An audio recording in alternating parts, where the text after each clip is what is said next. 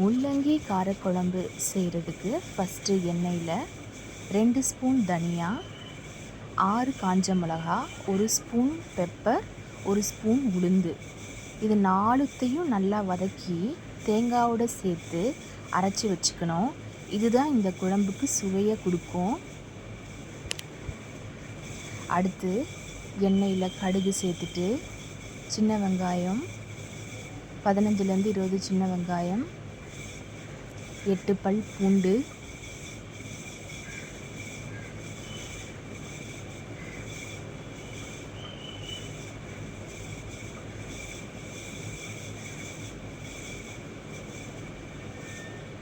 ஒரு கைப்பிடி கருவேப்பிலை,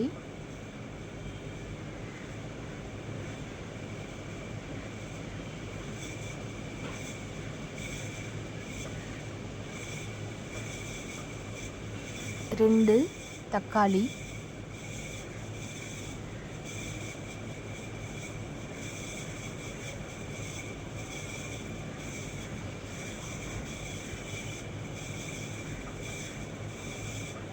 எண்ணெயில் வதக்கி வச்ச முள்ளங்கி. ரொம்ப வதக்கணும்னு அவசியம் இல்லை, 1-2 வதக்கினா கூட பரவாயில்ல.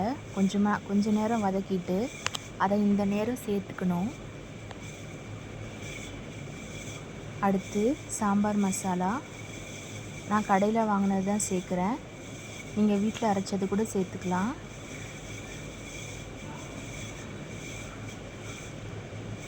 மஞ்சத்தூள் கொஞ்சமாக சேர்த்துக்கலாம்.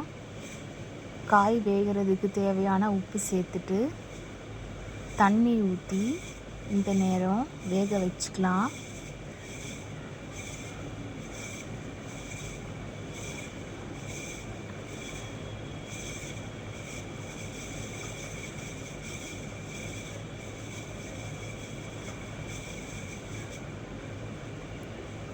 கோவக்காய் கொஞ்சம் சேர்த்துருக்கேன், நீங்கள் வேணான்னா ஒமிட் பண்ணிடலாம். கோவக்காவும் சேர்த்து இந்த நேரம் காயில் தான் வேக வைக்கணும். உப்பு சரி பார்த்துக்கணும். குழம்புக்கு அரைச்சி வச்ச தேங்காய் பேஸ்ட்டு, மசாலாலாம் சேர்த்து அரைச்சிருக்கோம், இதை இந்த டைமில் நம்ம சேர்த்துக்கலாம். காயெல்லாம் வெந்துருச்சு. அரைச்சதை சேர்த்து நல்லா கலக்கி விட்டு